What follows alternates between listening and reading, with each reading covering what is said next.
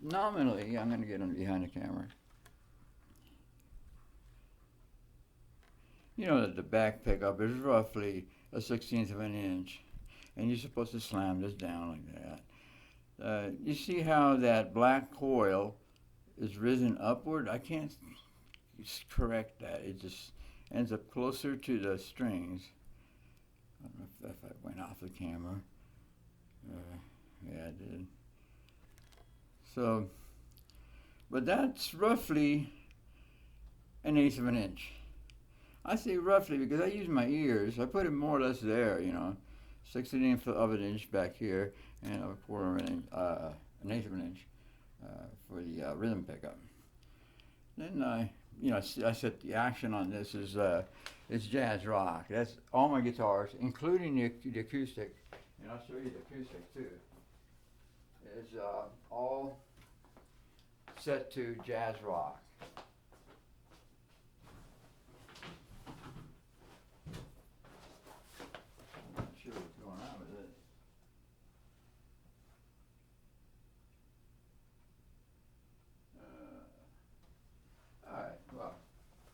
Metal in the beat, buddy.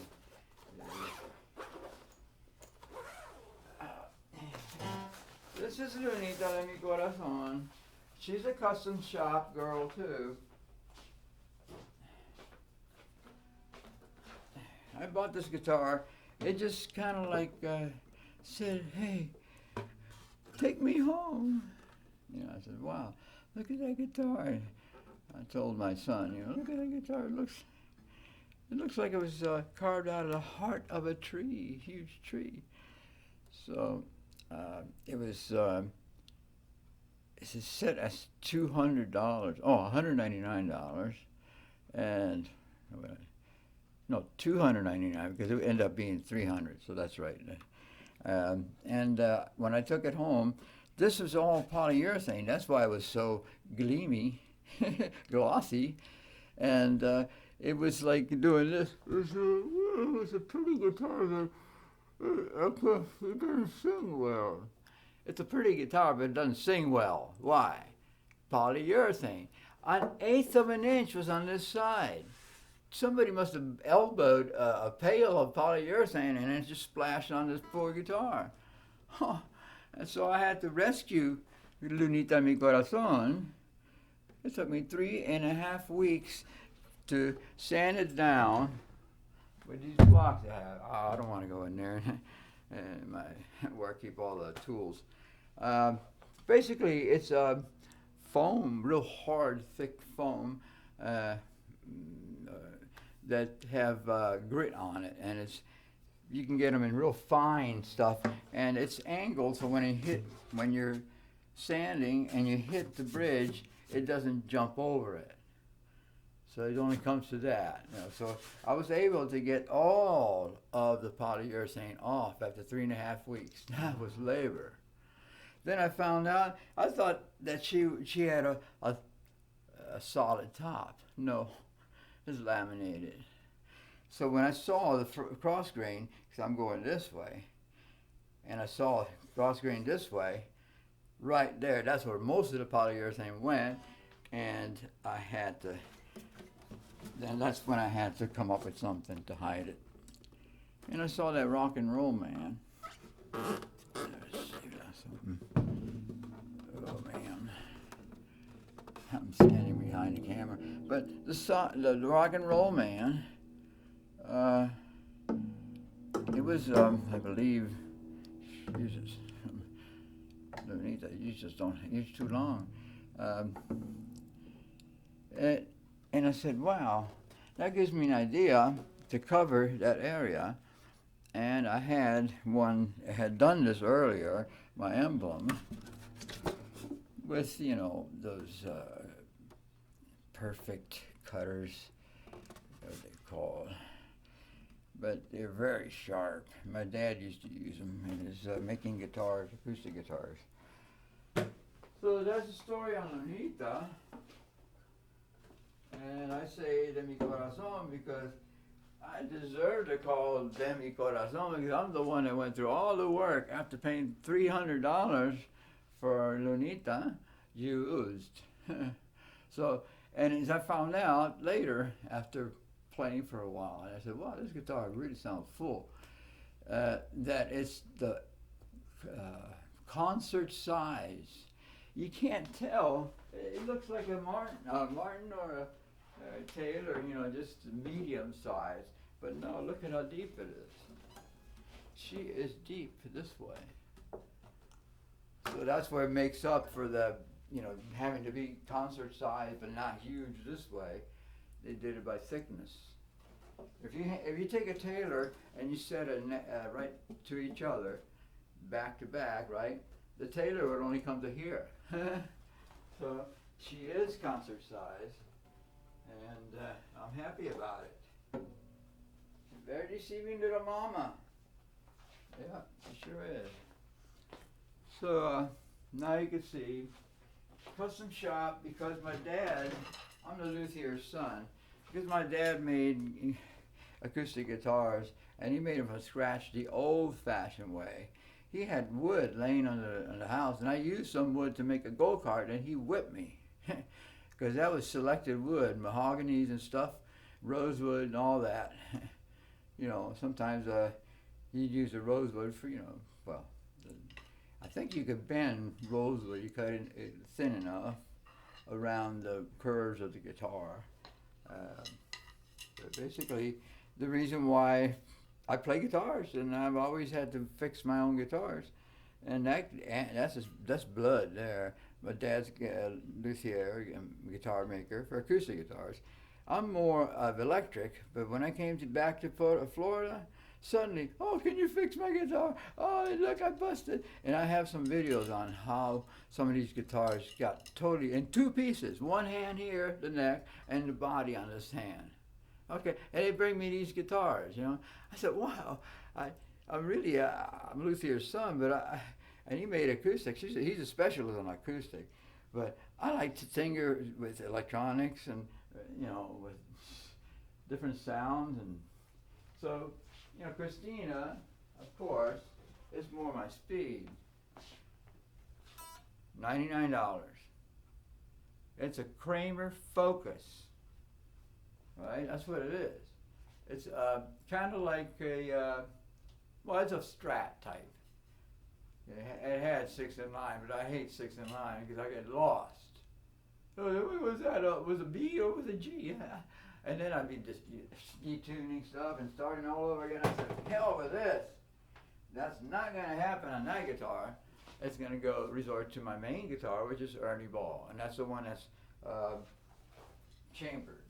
This is the chambered. This is my chambered mama.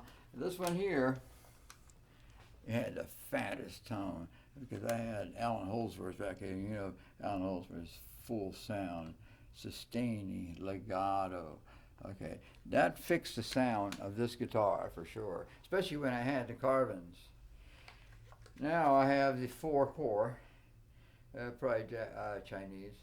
And it's got 3 Alnico bars in between the 3 spaces, between the bars.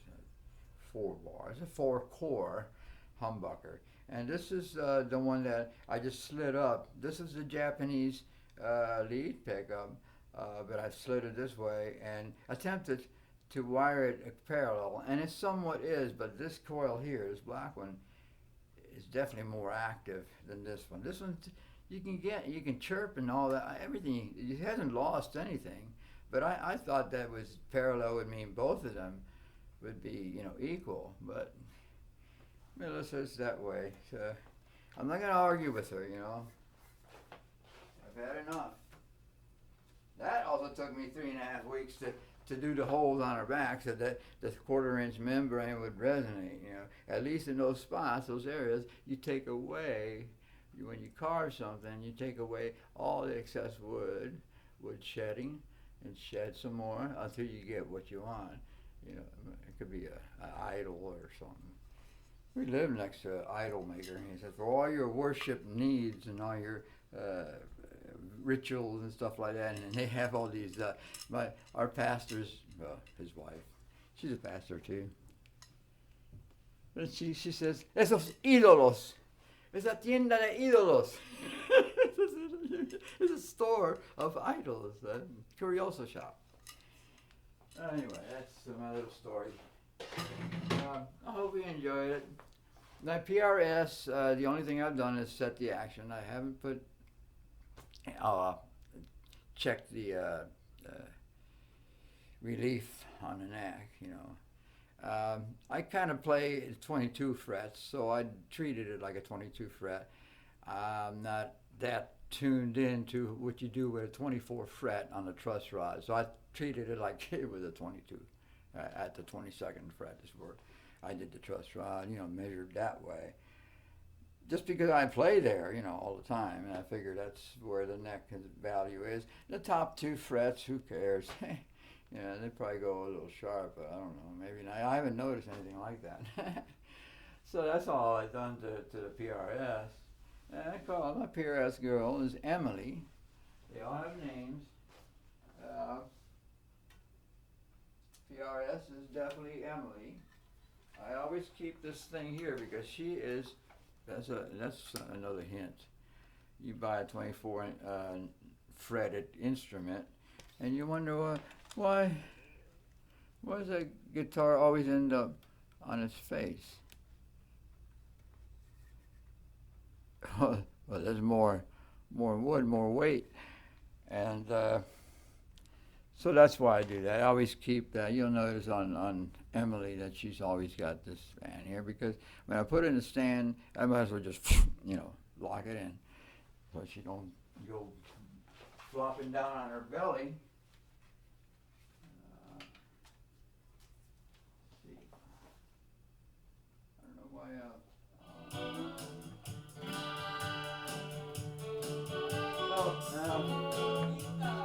Es bonita de mi corazón, playing in the background. I think I'll get some more coffee.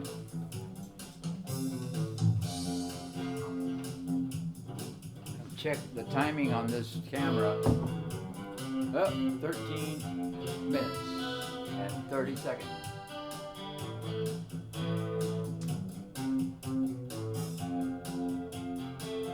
I think they'll have to make 3 videos to cover the instruments, the emblem, the logo,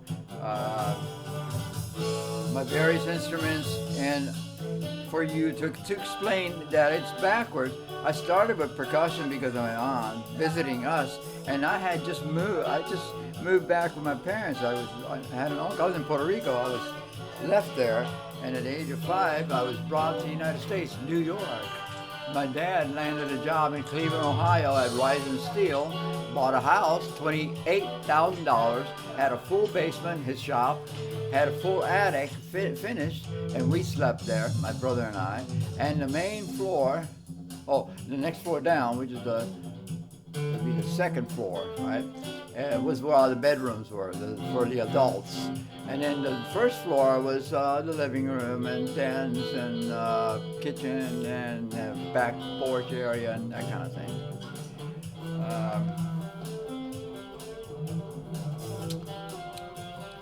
So that's how it went. Percussion went first, but with Puerto Ricans, puertorriqueños, tenemos el compás. We have that rhythm. And so that's okay with me. But I saw a 10-cent flute when I turned, in 1957, when I turned 7. I saw that and I bought it. And that ended up being my woodwinds. Go figure. Exactly 10 years later, I came across a blues harp, a harmonica, and I stuck with that ever since. So now I have all the tricks. I know, the rapid inhale, exhale type of tricks that I do, or the sliding up and scales and coming down on the inhale, or going up on the exhale. All those tricks, and bending the nose. The highest you have to exhale to get to bend them, and the lowest you actually inhale to bend those. I just gave away some secrets. I'll probably have a bunch of blues harmonica players, blues harp players gonna. I gave away our secrets. Oh no! Yeah, but I've been playing since 1967. Remember, I was 7. I bought the recorder, then came across the harmonica, and I never left it. So I just added to my woodwinds, and it is a wood. It's made of wood. It's got reeds. It's just got 10 on top, 10 on the bottom. You know, it's a total of 20 reeds. All right, well, I got to cut it down now. I think I passed it. 16. Oh, shoot. I'm going to have to edit. Okay. Well, that's that.